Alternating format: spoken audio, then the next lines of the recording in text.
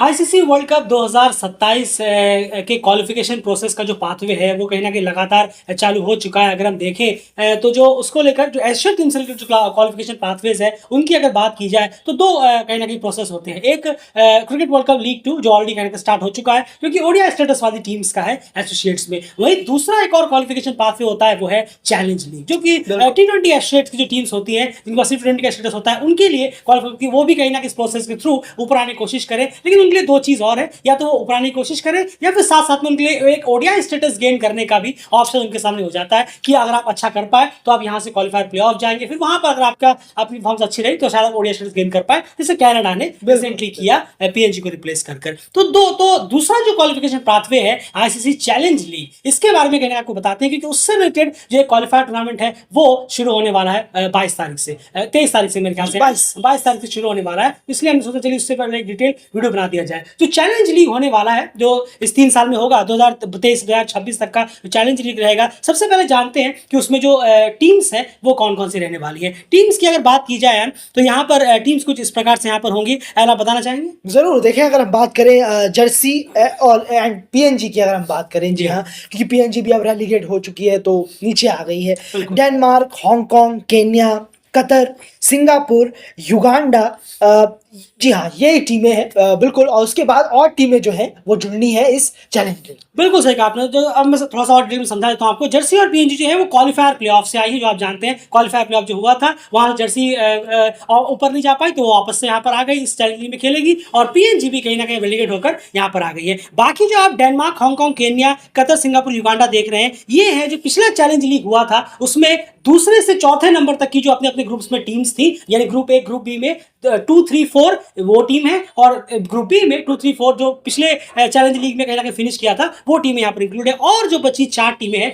वो challenge league playoff से आएंगी। वही टूर्नामेंट शुरू होने वाला है 23 तारीख से, जो कि 3 मार्च तक चलेगा, 23 फरवरी से 3 मार्च तक। चलिए, तो वो जो 4 टीम्स हैं उन जो टूर्नामेंट है चैलेंज लीग प्लेऑफ, उसमें क्या कुछ डिटेल्स है आपको बताने की यहाँ पर कोशिश करते हैं। टीम्स वगैरह का क्या हाल है? जरूर। अगर हम देखें, ग्रुप्स में डिवाइडेड है चैलेंज लीग प्लेऑफ्स में।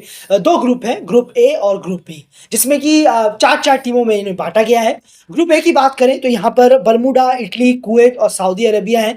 ग्रुप बी को अगर हम देखें तो बहरीन, मलेशिया, तंजानिया और वनुआटू, ये 4 टीमें हैं। तो कुल मिलाकर 8 टीमें 2 ग्रुपों में यहाँ पर बांटा गया। बिल्कुल, तो ये 2 ग्रुप्स में यहाँ पर कहीं ना कहीं बांटी गई टीमों को, और इन 2 ग्रुप्स में जो टॉप 3 टीमें होंगी अपने अपने ग्रुप्स की, वो जाएंगी नेक्स्ट राउंड यानी सुपर 6 खेलने के लिए। नेक्स्ट राउंड जो होगा सुपर 6, और उस सुपर 6 में जो 6 टीमों में जो टॉप 4 टीमें होंगी वो ज्वाइन कर लेंगी उस चैलेंज लीग के सेक्शन को, जो हमने आपको बताया, क्योंकि 12 टीम का जो टूर्नामेंट होने वाला है उस सेक्शन को जाकर ज्वाइन करेंगे चैलेंज लीग, जो कि 2023 से शुरू होगा और 2024 से शुरू होने वाला है और 2026 तक कहीं ना कहीं वो ड्रैग होता हुआ जाएगा। तो चैलेंज लीग प्लेऑफ में टीमें किस तरह से पहुंची, जो 8 टीमें जो डिसाइड हुई है ये किस तरह से पहुंची है, चलिए आपको बताते हैं। इसमें जो आप देख रहे हैं, जो बरमूडा, इटली, मलेशिया और वनुआटू, ये पिछले चैलेंज लीग की बॉटम 2 टीम्स हैं। पिछले चैलेंज लीग में जो 2 ग्रुप्स थे, ग्रुप ए, ग्रुप बी, उसमें जो लास्ट की सबसे 2 टीमें थी वो दोनों टीमें इस क्वालिफायर प्लेऑफ में हैं। उसके साथ साथ बहरीन, कुवैत, सऊदी अरब और तंजानिया, ये आईसीसी रैंकिंग के बेस जो इन सब टीमों के अलावा जो सबसे हाईएस्ट रैंक टीम थी वो, प्लस उनका क्राइटेरिया भी कुछ कंप्लीट होना चाहिए। वो क्राइटेरिया क्या है वो ऑलरेडी हमने आपको बताया हुआ था। ये 4 टीमें उसके थ्रू यहाँ पर पहुंची हुई है। तो ये 8 टीम्स मिलकर इस चैलेंज लीग प्लेऑफ पार्टिसिपेट करने वाली है, जिनमें 2 ग्रुप में बांटा गया है। टॉप 3 टीमें जाएंगी सुपर 6 में, फिर उसमें से टॉप 6 में टॉप 4 टीमें जाएंगी आपके सीधे चैलेंज लीग के लिए क्वालिफाई कर जाएंगे, और चैलेंज लीग में जाकर कहीं ना कहीं सारी टीमें कंप्लीट हो जाएंगी। एंड होस्टिंग वगैरह को लेकर बाकी इस स्ट्रक्चर वगैरह क्या रहेगा इस टूर्नामेंट? नहीं, जरूर। देखिए, ग्रुप स्टेज के मैच तो पहले ही होंगे। अगर हम देखें यहाँ पर अब अपने अपने ग्रुप्स के 3 मैचेस टीमें खेलेंगी, 2 ग्रुप हैं। उसके बाद सुपर 6 में भी यहाँ पर मैचेस होंगे। जो ए ग्रुप है वो बी ग्रुप्स के साथ जो 3 मैचेस खेलेंगे, वहाँ पर फिर सुपर 6 का जो एक राउंड है वो चलेगा। उसके बाद फिर उसी में से ही सुपर, यहाँ पर